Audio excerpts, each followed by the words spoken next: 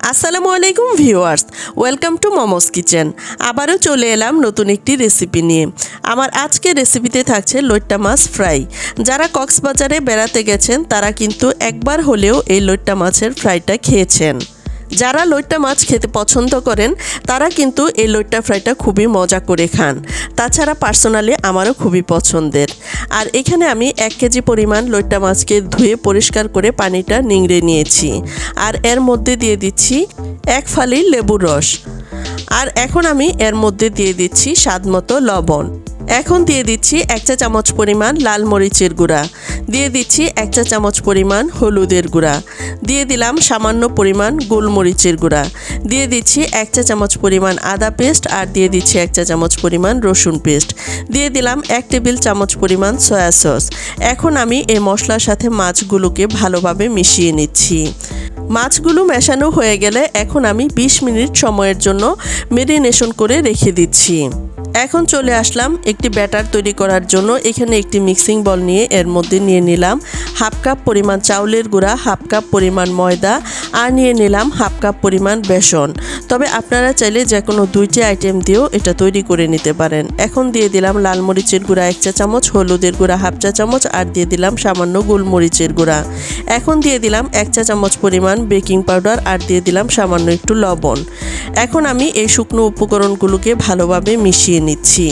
আর শুকনো উপকরণটা ভালোভাবে মেশানো হয়ে গেলে এর মধ্যে আমি অল্প অল্প পানি দিয়ে একটি ব্যাটার তৈরি করে নিচ্ছি। আর এই ব্যাটারের মধ্যে ডিপ করে আমি মাছগুলোকে ফ্রাই করব। দেখুন আমি এখানে অল্প পানি দিয়ে দিলাম আর হাত দিয়ে ভালোভাবে মিশিয়ে নিচ্ছি।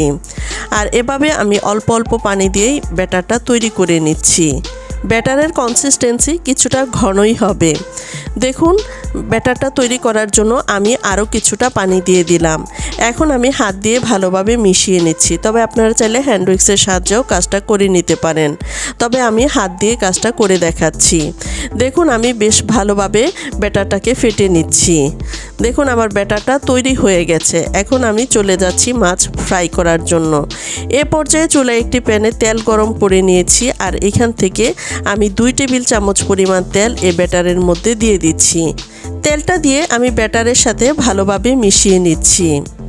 মেরিনেশন করে রাখা মাছগুলোকে আমি আলতো হাতে মিশিয়ে নিচ্ছি। মাছগুলো মেশানো হয়ে গেছে।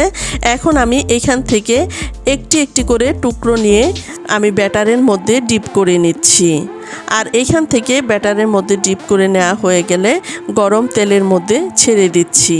আর এভাবে এক এক করে মাছের টুকরোগুলোকে আমি তেলের মধ্যে ছেড়ে দিচ্ছি। দেখুন সাথে সাথে এটা ফুলে উঠছে আর দেখতে কতটা লোভনীয় দেখাচ্ছে। চুলার আঁচ মিডিয়াম করে মাছগুলোকে ভেজে নিতে হবে। দেখুন আমি মাছের এক পাশ ভাজা হয়ে গেছে। এখন আমি মাছগুলোকে উল্টিয়ে দিচ্ছি। আর এভাবে উল্টিয়ে পাল্টিয়ে মাছগুলোকে ভেজে নিতে হবে।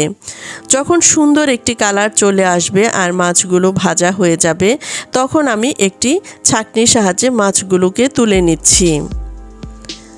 আর একইভাবে আমি বাকি মাছগুলোকেও ভেজে নিচ্ছি।